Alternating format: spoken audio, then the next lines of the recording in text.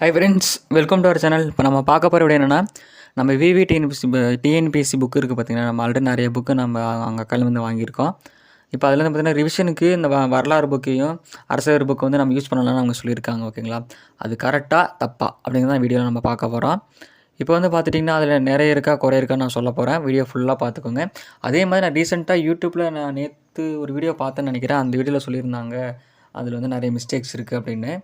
இப்போ நான் அதை பற்றி நம்ம அதில் சொல்லிடலாம். இப்போ வந்து நீங்கள் தெளிவாக வீடியோ ஃபுல்லாக பார்த்துட்டு வாங்க. உங்களுக்கு ஒரு ஐடியா கிடைக்கும். புக்கு வாங்கலாமா வேணாமா நினைக்கிறவங்களும் பாருங்கள், தெளிவாக இருக்கும். ஓகேவா, இப்போது நாம் வந்து இப்போ ஃபஸ்ட்டு புக்கு சொல்ல போகிறது வரலாறு புக்கு. 11th வரலாறு புக்கு அவர் சொல்லியிருந்தார். நேற்று ஒரு வீடியோவில் பார்த்தோன்னா அவர் சொல்லியிருந்தார். என்ன சொல்லியிருந்தாருன்னா, போன வருஷம் டிஎன்பிஎஸ்சியில் ஒரு கொஷின் கேட்டிருந்தாங்க. என்ன கொஷின்னா, இப்போ அந்த என்ன பாடம்னு பார்த்துட்டிங்கன்னு வச்சுக்கோங்களேன். 4வது பாடம் இருக்குது பார்த்தீங்கன்னா, தென்னிந்தியாவில் பண்பாட்டு வளர்ச்சி, தென்னிந்தியாவில் சமுதாய உருவாக்கம் இருக்குல்ல, சாரி 2வது படத்தில் தென்னிந்தியாவில் சமுதாய உருவாக்கம் இருக்குல்ல, அதில் வந்து அந்த பாடத்தில் வந்து நமக்கு ஒரு மிஸ்டேக் இருக்குது அப்படின்னு அவர் ஒரு வீடியோவில் சொல்லியிருந்தார். அவர் வந்து நான் அந்த வீடியோக்காக தான் அந்த வீடியோ நான் போட்டிருக்கேன். ஓகேங்களா, இப்போ அந்த பாடம் பார்த்துக்கோங்க. தென்னிந்தியாவில் சமுதாய உருவாக்கமா. இப்போ வந்து அந்த கொஷின் என்ன கொஷின் அப்படின்னா, இங்கே பாருங்களேன், அசோகர் கல்வெட்டுகளில் சத்தியபுத்திர என குறிப்பிடப்படுவர் யாருன்னு கேட்டிருக்காங்க. இதில் இந்த புக் ப்ரூஃப் எங்கே இருக்குது தெரியுமா? இந்த புக் ப்ரூஃப் பார்த்துட்டோன்னா, அதே 11th புக்கில் இந்த தென்னிந்திய சமுதாய உருவாக்கம் பாடம் இருக்கா, 74வது பேஜ். அந்த 74வது பேஜ் நம்ம எடுத்துக்கலாம். ஓகேயா, அந்த 74ல் அந்த சத்திரபுத்திரன்னு இருக்கும் பார்த்தீங்களா, சத்திரபுத்திரன் இங்கே இருக்குது பாருங்கள். அசோகர் இப்போ வந்து எத்தனை பேஜ் அப்படின்னா, எனக்கு வந்து 77 இருக்குது. உங்களுக்கு என்ன எடிஷன் பார்த்துக்குங்க. இப்போ அதில் அசோகர் கல்வெட்டுகளில் மேற்சொல்லப்பட்ட மூவந்தரோடு இடம்பெற்றுள்ள சத்திரபுத்திரர் அப்படின்னா அதியமான் என்பது சங்க பாடலில் இடம்பெற்று வேலையில் குறிப்பதாகுங்கிறாங்க. ஓகேங்களா, அதியமான் தான் ஆன்சர்னு சொல்லியிருக்காங்க. இப்போது இந்த புக்கில் என்ன இருக்குது அப்படின்னா, 30ஆம் கொஸ்டின் தான் நம்ம பார்த்தோம். அசோகர் கல்வெட்டில் சத்திரபுத்திரர் எனக்கு குறிப்பிடப்படுவர் யாருன்னு போட்டு இதில் வந்து அதியமானே இல்லை அப்படின்னு அவர் அந்த வீட்டில் சொல்லியிருந்தார்.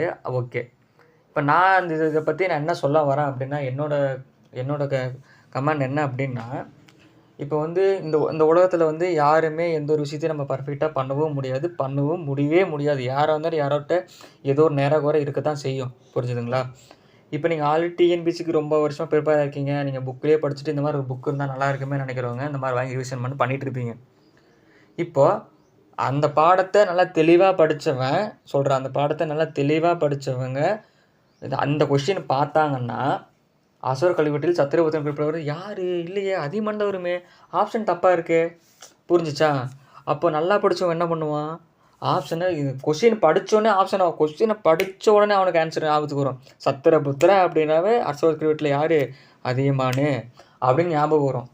ஆனால் அரைக்குறையாக படித்தா என்ன பண்ணுவான், சரி அசோகர் கல்வெட்டு சத்திரபுத்திரன் குறிப்பிட்ட யார், சரி சேரலின் முறையாக இருக்கும், இல்லை பெருங்கற்களையே இருக்கும் அப்படின்னு படிச்சுட்டு போயிடுவாங்க.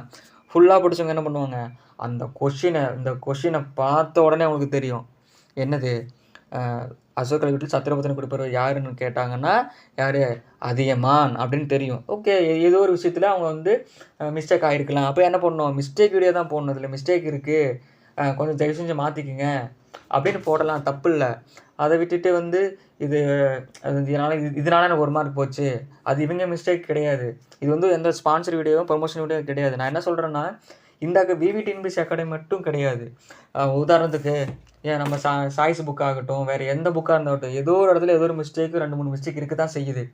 இந்த உலகத்தில் யாராலும் எதுவும் பர்ஃபெக்டாக பண்ணவும் முடியவே முடியாது. ஓகேவா, அதை விட்டுட்டு நம்ம நிறகுற வீடியோ போடுறதை விட்டுட்டு புக்கு நம்ம படித்தோம்னா கரெக்டாக இருக்கும். ஏதோ ஒரு நானும் வந்து இந்த புக்கு வந்து குறை சொல்ல மாட்டேன். ஏன்னா நல்லா இருக்குது. ஏன்னா இவ்வளோ தூரம் நம்ம எஃபோர்ட் போட்டு பண்ணி கொடுத்துருக்காங்க. இது வந்து நீங்கள் ஜஸ்ட்டு டெஸ்ட்டுக்காகவும் ரிவிஷனுக்கு பார்த்துக்கலாம். இப்போ நீங்கள் வந்து அந்த பாடத்தை ஒழுங்காக படிச்சிருந்தீங்க அப்படின்னா உங்களுக்கு உடனே தெரியுமில்ல, நமக்கு ஆன்சர் வந்து இதுதான் தப்பாக கொடுத்துருக்காங்கன்னு தெரியுமில்ல. அப்போ என்ன பண்ணணும், நம்ம உடனே கொஸ்டினில் மாற்றி போடணும்ல. அரைகுறையாக படிச்சுட்டு இது வந்து ஆன்சர் மாற்றி போட்டோன்னா அது யாரோட மிஸ்டேக்கு, இவங்களோட மிஸ்டேக்கா இல்லை வந்து உங்கள் மிஸ்டேக்கா இல்லையா? மிஸ்டேக் இருந்ததுன்னா நீங்கள் அந்த அகாடமிகிட்ட சொன்னால் நான் வந்து அந்த கொஸ்டின் பார்த்தேன், நான் இந்த கொஸ்டினில் நான் நிறைய கொஸ்டின் பார்த்தேன் சார், இந்த மாதிரி இருக்குது சார், நெக்ஸ்ட் எடிஷனில் மாற்றிக்கோங்க சார், நான் நிறையா சொல்லியிருக்கேன், சரி சார் நெக்ஸ்ட்டு மாற்றிக்கிறேன் அவங்களும் சொல்லியிருக்காங்க. ஓகேவா? ஆனா நீங்க என்ன பண்ணணும்? நீங்களும் அதானே பண்ணியிருக்கணும். இப்ப இதனால உங்களுக்கு எப்படி மார்க் போயிருக்கும்? இப்ப என்னன்னா, இப்ப ஸ்கூல் புக் இப்ப நம்ம டிஎன்பிஎஸ்சியே ஸ்கூல் புக்கு தான் அதில எடுக்குறாங்க. நீங்க இந்த பாடத்த ஒழுங்கா படிச்சிருந்தீங்கன்னா, நீங்க ஆன்ஸர் கரெக்ட்டா அடிக்க போறீங்க. நீங்க அரைகுறையா படிச்சுட்டு மார்க் போட்டதுக்கு இந்த அகாடமி மேல குத்தம் சொன்னா அது என்ன அர்த்தம்? எனக்கு ஒண்ணும் புரியல. ஸோ, அதனால வந்து நீங்க ஒரு இந்த மாரி புக் ஒண்ணு வாங்கி நீங்க படிக்கிறீங்க அப்படின்னா, புக்க தெளிவா படிச்சுட்டு தான் அவரே மென்ஷன் பண்ணியிருக்காரு. பாருங்க முன்னாடியே பாருங்களேன் என்ன போட்டிருப்பாருங்க தெரியுமா? முன்னாடியே ஸ்கூல் புக்க படிச்சு முடிச்சதுக்கப்புறம் நீங்க தெளிவா எடுத்து இந்த புக்க படிக்கணும். ஒவ்வொரு புக்லயும் அவங்க மென்ஷன் பண்ணியிருப்பாங்க. புரிஞ்சுதா? நீங்க அத படிக்காம ஸ்கூல் புக்க படிக்காம எடுத்து படிச்சிருப்பீங்க. அப்ப ஏதோ ஒரு கொஸ்டின் எடுத்து பார்க்கும்போது ஆன்ஸர் இதுவா? அப்ப இது தப்பு. இதனால எனக்கு மார்க் போச்சு. அப்படின்னு சொல்றது. இது என்ன பொறுத்தவரைக்கும் தப்பு. ஏன்னா நீங்க ஒழுங்கா படிக்காம அந்த அகாடமில குத்தம் சொல்லக்கூடாது. ஆனா தப்பு இருக்கு. இந்த புக்லயும் தப்பு இருக்கு. நான் தப்புன்னு தான் சொல்றேன். ஆனா அவங்க ஆப்ஷன் வந்து ஏதோ ஒரு இடத்துல மிஸ்டேக் ஆகலாம். எப்படி பார்த்தா சுரேஷ் புக்கு நம்ம இந்த சுரேஷோட தமிழ் புக்கு வாங்கும்போது தான் சுரேஷோட தமிழ் புக்கு நான் வாங்கணும்ல. அது வந்து அத்தன மிஸ்டேக் இருந்துச்சு. ஓகே. அப்ப அவங்க மாத்தி குடுக்கலையா? அந்த மாரி தான் நீங்க சொன்னா மாத்தப் போறாங்க. சார் ஆப்ஷன் மாறிருக்கு சார் மாத்திக்கங்க சார்ன்னா மாத்தப் போறாங்க. இதனால எப்படி உங்களுக்கு மார்க் போயிருக்கும்? இது தப்பு. ஓகேங்களா? இந்த மாரி வீடியோ போடாதீங்க. நான் இது வந்து எந்த ஒரு ஸ்பான்சர் வீடியோவும் கிடையாது. எதுவும் கிடையாது. ஸோ, நீங்க நெக்ஸ்ட் வீடியோலருந்து அத மாத்திக்கங்க. நாம வந்து இப்ப இந்த புக்கு நல்லா தான் இருக்கு ஃப்ரெண்ட்ஸ். இங்க வந்து ஒர்த்து தான். நீங்க நம்பி வாங்கலாம். ஒழுங்கா படிச்சவங்க வாங்கி படிங்க. படிச்சவங்களுக்கு கொஸ்டின் பார்த்தோனே ஆன்ஸர் தெரியும். ஆப்ஷன் பார்த்தோனே ஆன்ஸர் அடிக்க மாட்டீங்க. கொஸ்டின படிச்சோனயுமே சத்திரபுத்தர் யாரு? அசோகர் 2ஆம் கல்வெட்டுல யாரு? யாரு? அது அதியமான் தான் தெரியும். அரைகுறையா படிச்சிருந்தா இந்த மாரி இருக்கும். ஓகேவா? அரைகுறையா படிச்சவங்களுக்கு தான் இந்த மாரி புரிஞ்சுக்குவாங்க. நான் வந்து நெக்ஸ்ட் வீடியோல பார்க்கலாம்.